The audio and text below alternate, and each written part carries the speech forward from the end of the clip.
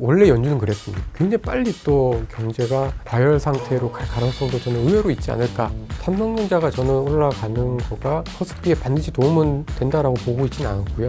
적어도 올해 말 내년 초에 한 번 정도의 사이클은 더 남아있다라고 생각을 하고 있습니다. 카카오 대신 네이버요? 한경 글로벌 마켓 한글만 구독자 여러분 안녕하세요. 한국경제신문 허란 기자입니다. 퇴근길에 찾아가는 여의도 나우 시작하겠습니다. 오늘의 주제는 10월 주식시장 전략을 준비했습니다. 허재환 유진투자증권 글로벌 투자전략 팀장님 나와주셨습니다. 안녕하세요. 안녕하십니까. 지난 시간에 저희가 중국 헝다그룹 사태를 살펴봤는데요. 오늘은 또 다른 글로벌 이슈인 미국 테이퍼링의 영향과 또 10월을 앞둔 이 국내 주식시장에서의 투자 전략을 좀 살펴보도록 하겠습니다. 미국의 테이퍼링 영향은 이미 주가에 반영됐다라는 게 전문가들의 중론인데요. 그럼에도 불구하고 아직 조심할 게 남아있나요? 조심할 거라기보다는 그동안에 휴일을 계속하고 돈을 푸는 국면에서 이제는 이제 돈 푸는 거를 미국의 중앙은행이 조금 덜 한다라는 측면에서 봤을 때 저는 크게 두 가지 변화가 주목을 해야 된다라고 보고 있습니다. 첫 번째는 이제는 유동성의 힘이 예전만 못하다라는 거죠. 예상 가능한 거 아니에요? 네, 충분히 예상 가능한데 지난 1년 동안 그리고 이제 코로나 이후에 주식시장에 참여를 하셨던 많은 분들이 주식시장에 대한 어떤 환상? 적어도 한 2배? 뭐 이렇게 올라야 되는 뭐 이런 게 있는데 결국은 돈의 힘이 좀 약해지면 사실 앞으로의 기대 수익률을 좀 낮춰야 됩니다. 눈높이를 낮춰라. 예, 그다음 두 번째는 변동성입니다. 미국의 중앙은행의 어떤 자산 매입의 가장 큰 효과가 돈 풀어주는 것도 분명히 있겠지만 미국의 중앙은행이 국채나 MBS와 같은 채권을 사줌으로 인해서 전반적인 자산의 변동성이 되게 낮아졌거든요. 근데 이거를 덜 한다라는 것 자체는 앞으로는 자산 가격의 변동성이 조금씩 커질 수 있다는 겁니다. 변동성이 커진다는 건 어떤 의미냐면 똑같이 주가 지수가 이렇게 올라가더라도요. 이렇게 더 많이 올랐다가 더 많이 떨어졌다가 이런 변동이 커지면 사실은 저희가 좀 어떻게 보면 아주 장기 투자를 하든지 아니면은 조금 리스크 관리에 좀 더 역점을 두면서 투자를 해야 되는 국면으로 간다라는 거죠. 그래서 좀 저는 뭐 테이퍼링이 되니까 뭐 주식시장이 안 된다 이게 아니라 국면이 바뀌고 있다. 그리고 이제 이러한 상황에서는 뭐 소위 말해서 이제 저희가 아주 전문용어로 베타 플레이가 있고 알파 플레이가 있거든요.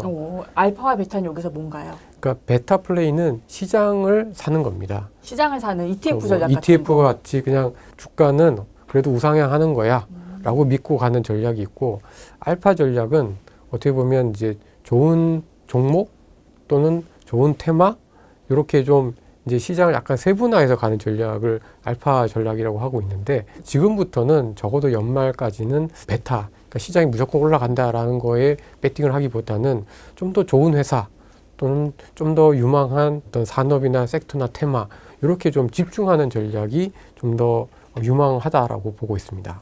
사실 남은 하반기가 그래서 액티브 펀드 매니저의 계절이 왔다 이렇게 얘기할 수도 있겠네요. 네, 그렇습니다. 9월 FOMC에서 파월 의장이 이렇게 말을 했죠. 테이퍼링의 종료 시기, 즉 자산 매입의 축소가 끝나는 시기를 2022년도 중순쯤으로 전망한다라고 파월 의장이 얘기를 했는데요.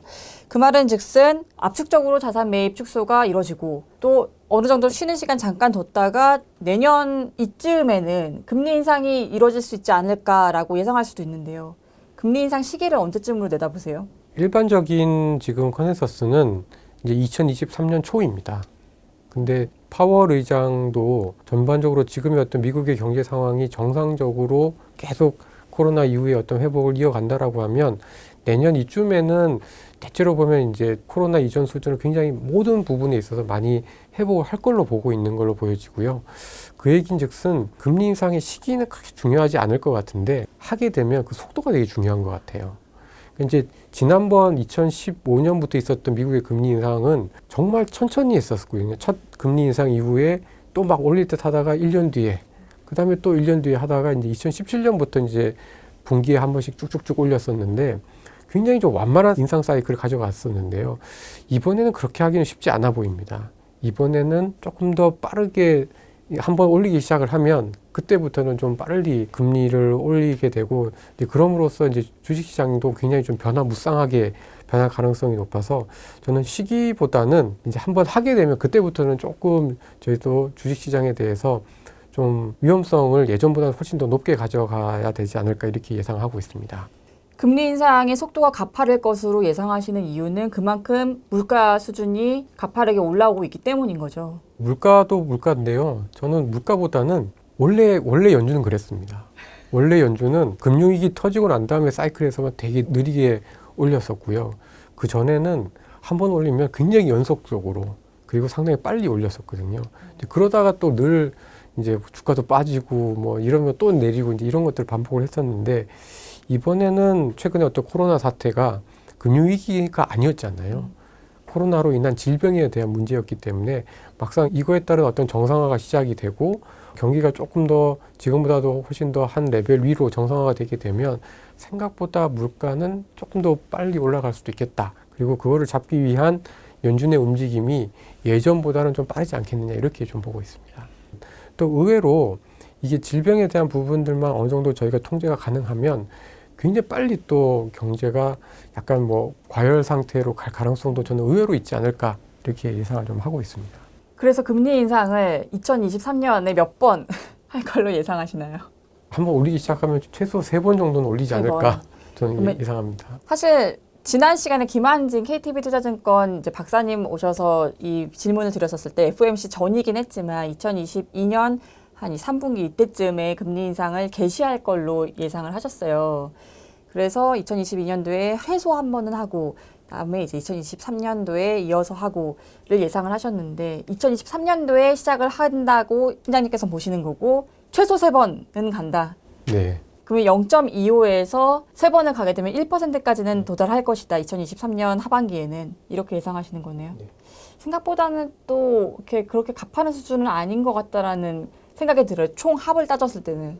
금리라는 거는 이게 누적이 됐을 때 되게 부담이 좀 큰 것 같습니다. 그러니까 이게 처음 올릴 땐 별거 아니고 2번 올렸을 때 별거 아닌데 이게 3번째 되고 4번째 되면은 예를 들어서 이제 2번째에서 3번째 올린 거면 딱 한 번 올린 것 뿐인데 25bp밖에 아닌 건데 이게 바닥에서 보면 이자 부담이 3배가 되는 거거든요. 그렇죠. 그러면 이 금리 인상과 테이퍼링이 이제 주식시장에 어떤 영향을 미칠 것이냐가 저희 투자자들의 관심인데요. 이번 9월 FOMC 이후에 미국 주식시장을 보면 경기 민감주도 올랐는데 또 빅테크주도 올랐단 말이에요. 이걸 어떻게 좀 해석해야 될까요?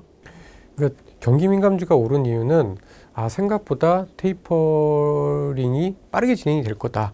그리고 금리 인상 시기도 어떻게 보면 그렇게 느리지 않을 거다라는 거를 반영을 하는 걸로 보여집니다.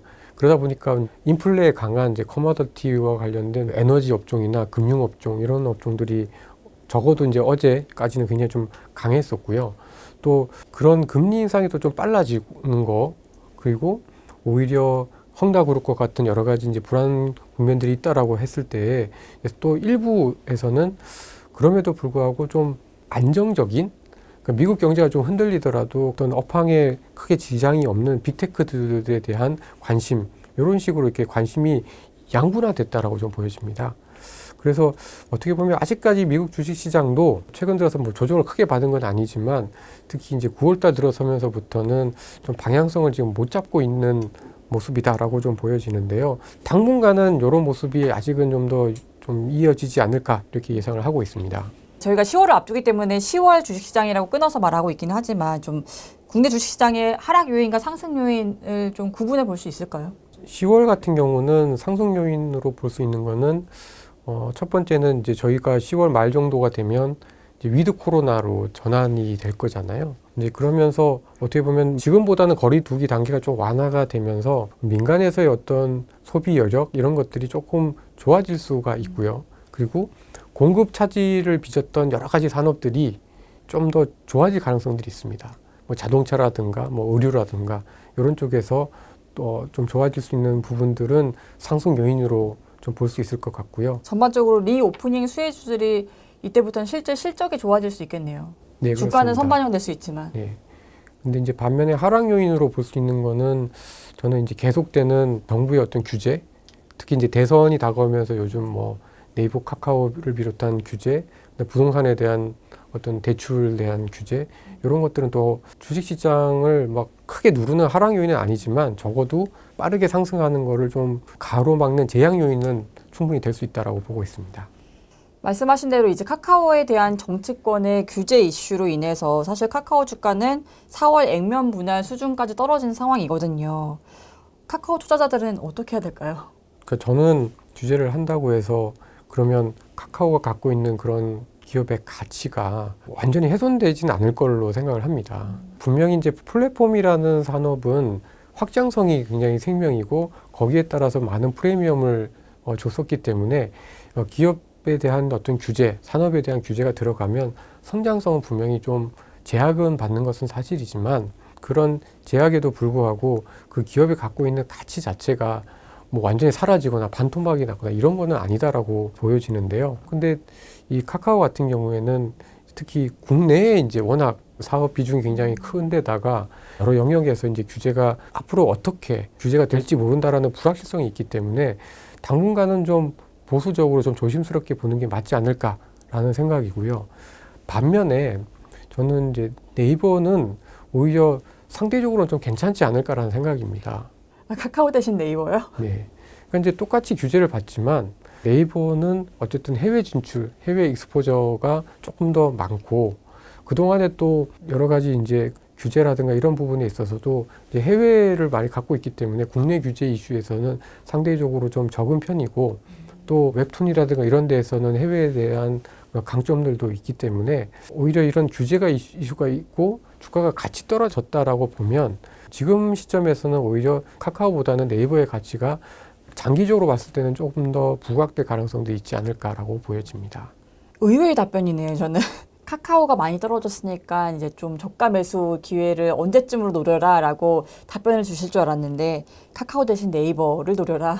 사실 코스피 분위기를 좀 이렇게 다운시킨 주범은 삼성전자였던 것 같아요. 한국 증시랑 대만 증시에서 이제 기업 이익 상향치가 둔화된 시점이 지난 7월 이후였는데 그때 이후로 이제 메모리 업황 우려도 쏟아지면서 주가가 조금 국내 증시도 눌려 있는 상황인데요. 한국경제신문이 특종 보도를 하기도 했지만 이 삼성전자가 테슬라에 들어가는 자율주행 칩을 수주에 성공하면서 파운드리에서의 좋은 소식이 하나둘씩 나오고 있는데요.